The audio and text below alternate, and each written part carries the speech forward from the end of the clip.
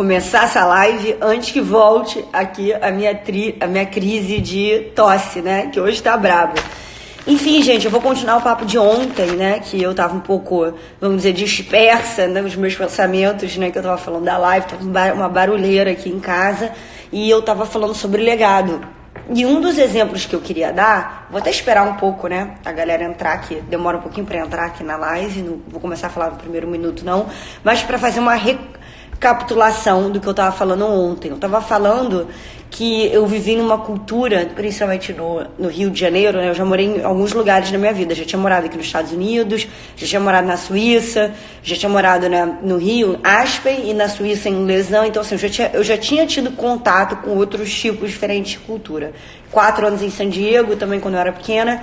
Só que grande parte da minha vida eu vivi naquela sociedade pequena, naquela provinciana, assim, do Rio de Janeiro. Então, para mim, aquilo ali era uma das únicas realidades que existiam. E eu fui criada no meio e tive a experiência de ver alguns, vamos dizer, coisas que eram muito comuns, que hoje não são mais vivendo aqui em Nova York, né? Como eu falo, Nova York. Então, isso fez eu abrir um pouco os olhos. Então, algumas coisas que eu tava falando é que uma coisa muito forte, né, na cultura que eu fui exposta, no meio que eu vivi, era essa preocupação intensíssima de... primeiro, antes de casar, era com quem que eu vou casar, e o que o meu marido tem, o que o meu marido vai me dar, e muitas pessoas não querendo trabalhar e tendo, né, já a ideia fixa de que vão ser donas de casa e que o marido vai dar lá o cartão, a mesada, o que seja, e assim é o propósito da mulher, eu vou viver e vou criar meus filhos. E aí, quando os filhos vão crescendo, algumas das expectativas são depositadas nos filhos. Então, o que meu filho é, que tipo de aluno que ele é, o prêmio que ganhou e tudo, é sempre uma expectativa e uma competição, parece que de outra pessoa, não ser das próprias mulheres, né? O que o marido é e o que o filho é. E muitas mulheres focadas no que elas têm, né? Então, ter a melhor bolsa, ser a mais bonita, ser a mais magra, em fatores muito externos. E isso, graças a Deus, vem mudando, né? Muito nos últimos anos. Hoje, cada vez mais, as pessoas querem trabalhar, mas é um querer trabalhar, e principalmente no Rio, assim, nessa cultura mais fechada, né? Quer trabalhar, mas nunca ser maior que o homem. Trabalhar para ter um dinheiro para fazer as unhas e para comprar mais coisas, ou as coisas que quer comprar. Não no sentido de realmente querer construir, sei lá, uma empresa ou algo até maior às vezes do que os maridos. É isso que já mudou muito aqui em Nova York. Tem até mulheres que trabalham e os maridos ficam em casa cuidando dos filhos. Esse papel já se inverteu. Óbvio que não é a coisa mais comum do mundo, mas isso já é presente na sociedade aqui. Eu acho que no Brasil, cada vez isso deve crescer. Esse papel já está mudando, dos homens já acharem, legal, sim, a mulher trabalha e tem um negocinho dela lá, para ter esse shift da mulher, às vezes, ser a provedora principal da casa. E uma das coisas que eu comecei a questionar ao longo da vida, porque assim, nós somos, né, a maioria da parte das pessoas aqui que estão me assistindo são mulheres. É óbvio que a gente tem o lado da vaidade. Eu também gosto de uma bolsa legal, gosto de estar bem vestida. Eu também gosto de coisas materiais. Já seria mentira se eu falar que não. A minha crítica e a minha reflexão começou a vir quando isso vira a coisa mais importante para a pessoa se validar. Porque quando a gente falecer, como eu falei lá na live de ontem, o que a gente vai deixar, né, para os nossos filhos? E como que a gente vai ser lembrado? Qual o legado que a gente vai deixar? A gente vai ser lembrado como, nossa, essa pessoa se vestia super bem, os filhos eram ótimos, o marido era ótimo, ela casou com fulano, só por coisas que são externas, né, a ela, coisas que ela tem que não são qualidades dela, isso que eu quero dizer, entendeu? Coisas que ela tem ou coisas quem ela casou, os filhos, né, as conquistas dos filhos. E isso eu comecei a questionar muito. Então, assim, é engraçado que algumas coisas se tornaram um símbolo muito negativo para mim. Coisas que antes eu achava bonitas ou eu queria ter. Tem uma que eu não queria ter, mas eu posso dar como um exemplo de algo que virou um símbolo muito, muito negativo para mim, maior parte dos casos, né? Com algumas exceções do tipo a Bethany Frankel tem, mas mesmo assim é uma coisa que eu, pelo que representa do lugar de onde eu vim e tudo, é uma coisa que eu tenho um pouco de isso não é um símbolo que eu quero associar a mim, que é aquela bolsa, né, da Hermès que custa, sei lá, $20.000, nem sei quanto que custa uma Birkin, é uma coisa que teve um sentido na minha vida negativo, tá? Que são as coisas que eu já vi próximos de mim, de pessoas valorizarem ao extremo uma bolsa, e até que fim elas vão para ter essa bolsa, ou a importância que elas dão para ter essa bolsa, e, enfim, milhares de situações que eu já passei, que fizeram eu questionar coisas que são importantes na minha vida. E uma delas que eu queria citar no exemplo, que era o negócio da Nilma, que eu ia falar, que eu adoro a Nilma, né? Falei pra vocês.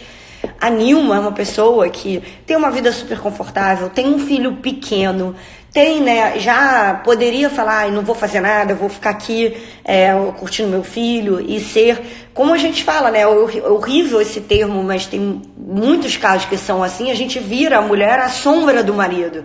E ela é um caso de uma pessoa que eu acho que eu admiro tanto, porque com esse branding day, com tudo que ela faz, a disciplina que ela faz, eu sei, porque a gente faz uma coisa muito parecida. Ela não faz live todo dia, mas ela tem stories todo dia, ela tá lá passando, né, a mensagem dela todo dia, ela tem um evento para liderar, que é o branding day, e eu sei que isso dá muito trabalho. As coisas que a gente faz dá muito mais trabalho do que vocês imaginam. Atrás das câmeras, o que a gente passa o dia inteiro fazendo, tipo, as pessoas não têm nem ideia. Eu não consigo nem imaginar como ela ainda tá fazendo isso tudo, estudando, e ela ainda tem um filho. Eu não tenho filho, mas, né, eu arrumo minha casa, cuido de um monte de coisa, moro fora. Tipo, já é complicado. Imagina com um filho. Mas ela é um exemplo de justamente uma pessoa que está construindo um legado dela, que ela vai deixar, quando ela não estiver mais aqui, com sei lá quantos anos, se ela continuar a vida inteira falando de branding e nessa função que ela está agora, ela vai ser referência do branding no Brasil, no mundo, já é, né? No Brasil ela já virou em muito pouco tempo referência. Imagina daqui a 10 anos, daqui a 30 anos, o que ela vai ser. E ela vai virar, quando ela não estiver mais aqui, as pessoas vão lembrar dela, caramba, essa mulher entendia tudo de branding, essa mulher que fazia as convenções de branding, que incrível, que não sei o que. Ela não vai ser a pessoa que era casada com Rômulo Estrela, mãe do fulano de tal, ou a mulher que era estilosa e usava a roupa tal e a bolsa tal. Então isso que eu acho muito especial, porque eu sei, e é isso que eu tô falando, eu quis citar ela como exemplo, porque eu sei o que custa, eu sei o preço que é do esforço, da dedicação, de todo dia estar aqui, né, de pesquisar o que você vai falar, pesquisar como que você vai estruturar o seu negócio, pesquisar qual que é o próximo passo. Isso é difícil, isso tem um custo muito alto, mas era a reflexão que eu queria fazer com vocês, né? Como eu falei, o que vocês querem ser? O que vocês querem ser admiradas por? Porque quando uma pessoa compra alguma coisa, ela veste alguma coisa, principalmente uma coisa cara, por que ela compra aquilo ali? Ela quer ser vista como uma pessoa elegante, sofisticada, que tem acesso a um item caro, exclusivo. Ela quer alguma forma de admiração, certo? Agora, a gente quer ser admirado pelas coisas que a gente tem, ou a gente quer ser admirado pelas coisas que a gente construiu? Eu sei que a segunda é muito mais difícil, porque exige tempo, dedicação, exige até criatividade, exige talento, dependendo do que você for fazer, né? Então, se você for atleta, alguma coisa assim, eu sei que é difícil, mas tem tanta coisa tão legal que a gente pode fazer, tantas áreas, principalmente hoje com a internet, que, como eu já falo para os meus mentorados, você pode abrir aqui um canal sobre pescaria, vai ter gente que vai querer, você pode virar o maior especialista em pescaria, vai ter gente que vai entrar e vai querer ver falando sobre o anzol, sobre a minhoca que você coloca para atrair o peixe, sobre os melhores o mar ou regiões para você pescar no Brasil, ou no Oceano Atlântico, no Oceano Pacífico, ou não sei o que, vai ter, entendeu? Então hoje todas as áreas, praticamente tudo no mundo dá para você atender e você ter o seu público com o Instagram, né, com o Facebook, com a internet no geral. Então, assim, qual o legado e pelo que a gente vai querer ser lembrado? Pensem nisso, era essa reflexão que eu queria deixar amanhã, segunda, né, o dia começa aí a semana, e era essa reflexão que eu queria deixar com vocês. Eu vou acabar de fazer as coisas aqui que eu tenho pra fazer hoje. Eu realmente não tô bem hoje, né? Vocês estão vendo que tá difícil essa recuperação, mas eu vejo vocês amanhã. Um beijo e até amanhã.